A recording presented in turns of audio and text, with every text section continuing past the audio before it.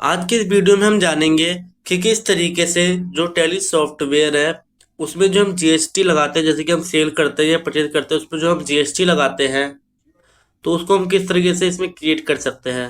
जैसे कि मैं आपको बता दूं कि जो सीजीएसटी और एसजीएसटी और आईजीएसटी है, ये हमारे जीएसटी के टैक्स पार्ट है। तो इसके बारे में हम जानेंगे किस तरीके से हम टैली सॉफ्टवेयर में इसको क्रिएट कर सकते हैं। ठीक है, तो उससे पहले मैं आपको बता देता हूँ कि जो ये सीजीएसटी, एसजीएसटी और आईजीएसटी है, इनकी क्या क्या फुल फॉर्म होती है। सबसे पहले हम जानेंगे जो जीएसटी है, इसका फुल फॉर्म होता है goods and services tax. Goods and services tax, इसका मतलब है गुड्स जितनी भी वस्तुएं और सर्विसेज जितनी भी सेवाएं पर लगने वाला जो टैक्स है उसे हम बोलते हैं गुड्स एंड सर्विसेज टैक्स। उसके बाद आता है सीजीएसटी, जो कि central goods and services tax कहा जाता है। एसजीएसटी, जिसे states goods and services tax कहा जाता है। एंड देन आता है आईजीएसटी, जिसे हम integrated goods and services tax कहते हैं। तो किस तरीके से जो सीजीएसटी, एसजीएसटी और आईजीएसटी है, इनको हम किस तरीके से टैली में क्रिएट कर सकते हैं, इसके बारे में एकदम डिटेल में जानेंगे। तो चलिए दोस्तों नमस्कार, आप सभी का हमारे YouTube channel my smart learner में स्वागत करता हूं। तो चलिए आज की इस वीडियो को शुरू करते हैं। Let's begin. ठीक है, तो जैसे कि आप देख सकते हैं, हाँ, आपके सामने टैली का जो इंटरफेस है वो ओपन होके आ चुका है। इसमें हम गेटवे ऑफ टैली में हमें जाना है क्रिएट। जैसे कि आप देख रहे होंगे क्रिएट का ऑप्शन है, इस पर जैसे ही हम एंटर करेंगे हम अकाउंटिंग मास्टर में हमें लेजन में जाना है। ठीक है, और लेजन यहाँ पर हम क्रिएट करेंगे। ठीक है, लेजर का कुछ इंटरफेस कुछ इस प्रकार होता है।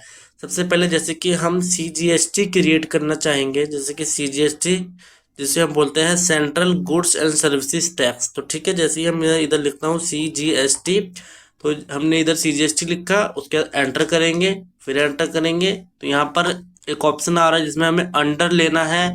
तो अंडर में काफ़ी सारे यहाँ पर आप देख सकते हैं, यहाँ पे काफ़ी सारे ऑप्शन आ रहे हैं। लिस्ट ऑफ ग्रुप्स में काफ़ी सारे ऑप्शन आ रहे हैं, इनमें से हमें कोई एक लेना होगा। तो मैं आपको बता दूं, जो हमारा टैक्स होता है, जो कि सीजीएसटी, एसजीएसटी और आईजीएसटी, ये जो आता है अंडर आता है हमारा ड्यूटी एंड टैक्सेस के अंडर आता है। ठीक है, तो मैंने यहाँ पर ड्यूटी एंड टैक्सेस ले लिया है। ठीक है, एक सेकेंड, मैं इधर ड्यूटी एंड टैक्सेस ले लेता हूँ। तो मैंने यहाँ पर ड्यूटी एंड टैक्सेस देख सकते हैं, यहाँ पर हम हमारे सामने ऑप्शन है, ये हमने ले लिया। तो उसके बाद हम देखते हैं यहाँ पर हमें अदर नहीं लेना है, जीएसटी लेना है, क्योंकि जो सीजीएसटी है वो जीएसटी का पार्ट है, इसलिए हमें यहाँ पर जीएसटी लेना है। ठीक है, उसके बाद इसमें हमारा टैक्स टाइप आ रहा है, जो कि हम सीजीएसटी बना रहे हैं, तो यहाँ पर सीजीएसटी का ऑप्शन होगा, हमें इसको लेना है। ठीक है, उसके बाद यहाँ पर एक ऑप्शन आ रहा है हमारे पास परसेंटेज ऑफ कैलकुलेशन। अब मैं इसके बारे में आपको बता देता हूँ। अभी तो हमें इसको जीरो लेना है, किस केस में हमें जीरो लेना है और किस केस में हम इसको 18% या जो भी जीएसटी का रेट है, जिस प्रोडक्ट जिस रेट पर हम सेल कर रहे हैं वो लेना है। सबसे पहले देखिए, अगर आपकी जो कंपनी है या जो आपकी फर्म है उसके अंदर जो भी प्रोडक्ट बेचा जा रहा है, जैसे कि आप सिर्फ और सिर्फ किसी एक सिंगल रेट जीएसटी रेट का प्रोडक्ट बेच रहे हैं, हम एज्यूम कर लेते हैं कि आप सिर्फ और सिर्फ एक 18% का जीएसटी का ही प्रोडक्ट सेल कर रहे हैं, तो उस केस में आप यहाँ पर 18% सीजीएसटी ले सकते हैं। लेकिन अगर आप ऐसी कंपनी रन कर रहे हैं जिसमें आप कई सारे जीएसटी रेट के प्रोडक्ट को सेल करते हैं या परचेज करते हैं, तो उस केस में हमें यहाँ पर 0% ही रहने देना है। ठीक है, आप समझ गए होंगे इस चीज़ को। तो हम परसेंटेज ऑफ कैलकुलेशन को 0 ही रहने दे रहे हैं। ठीक है, उसके बाद हम एंटर करेंगे। ठीक है, इसको भी हम नॉट एप्लीकेबल रहने देंगे। उसके बाद एंटर करके हम इसको सेव कर देंगे, जो कि हमारा सीजीएसटी सेव हो चुका है। इसी तरीके से हम एसजीएसटी को भी क्रिएट करेंगे। यहाँ पर जैसे हम लिखेंगे SGST, एसजीएसटी को क्रिएट करेंगे, तो ये भी जो हमारा है अंडर ड्यूटी एंड टैक्सेस ही आएगा, तो हम यहाँ ड्यूटी एंड टैक्सेस ही रहने देंगे। ठीक है, उसके बाद यहाँ पर हमें जीएसटी लेना है, अदर में नहीं जाएंगे, क्योंकि जो एसजीएसटी ये भी हमारा जीएसटी का पार्ट है, इसलिए हम इसमें जीएसटी लेंगे। हमने जीएसटी ले लिया। उसके बाद आप देख सकते हैं टैक्स टाइप में दोबारा से यही आया। सीजीएसटी में हमने सीजीएसटी लिया था, लेकिन जो एसजीएसटी है वो हम ये लेंगे एसजीएसटी। ठीक है, हम यहाँ पर SGST वाला लेंगे। उसके बाद मैंने आपको बता दिया था कि ये किस केस में हम जीरो लेंगे, किस केस में हम यहाँ GST रेट ले सकते हैं। अभी हम जीरो रहने देंगे और इसको सेव कर देंगे। जैसे कि आप देख सकते हैं मैंने इसको सेव कर दिया है। यहाँ पर हमने CGST और SGST को क्रिएट करना सीख लिया। अब हम सीखेंगे IGST को क्रिएट करना।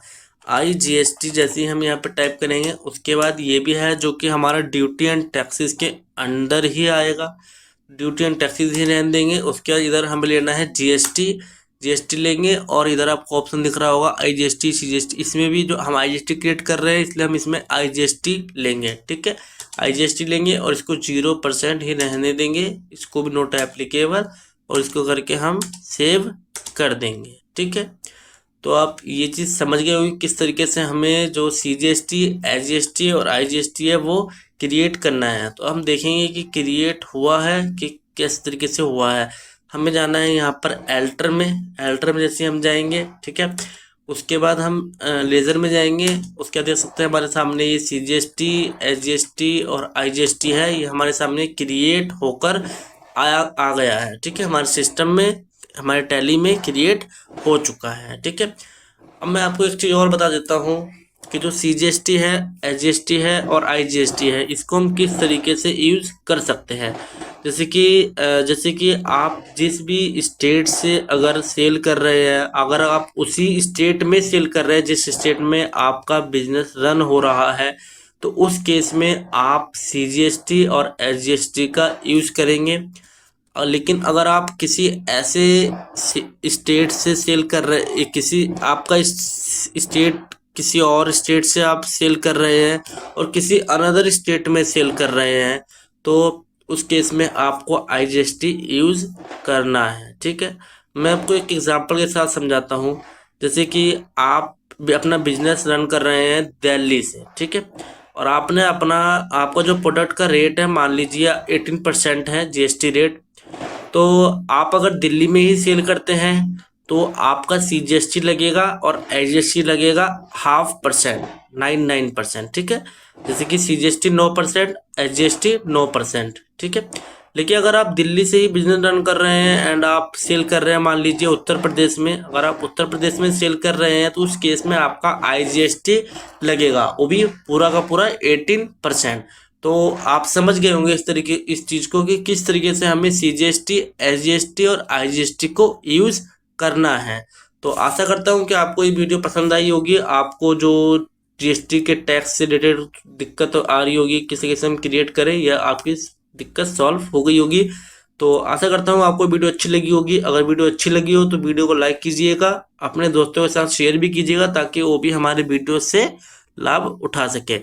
चलिए आज की वीडियो में इतना ही रखते हैं। जय हिंद, जय भारत। अगली वीडियो में मिलेंगे बहुत जल्द।